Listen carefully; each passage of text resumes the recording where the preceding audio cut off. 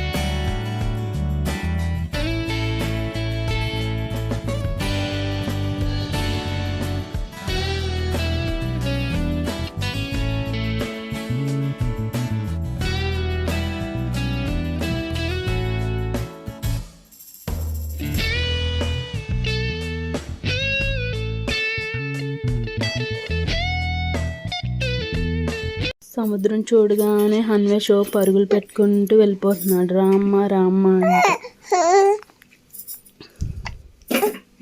ఇక్కడ ఇసుకలో చూడండి ఎంత చక్కగా ఆడుకుంటున్నాడు. పిల్లలందరూ ఇసుకతో ఆడుకుంటూనే ఉంటారు కదా, మట్టితోని. ఇక్కడే సముద్రం గోదావరి కలిసిన ప్లేస్. సముద్రానికి గోదావరికి తేడా ఏంటంటే సముద్రంలో బాగా అలలు వస్తూ ఉంటాయి, గోదావరిలో అలలు రావు. ఇదే సముద్రానికి గోదావరికి తేడా.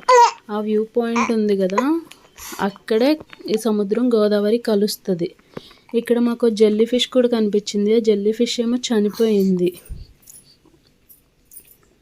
ఓకే ఫ్రెండ్స్, ఇదిగో లైట్ హౌస్ చూడండి. లైట్ హౌస్ ఎంట్రన్స్లో ఉంటుంది. Okay friends, bye.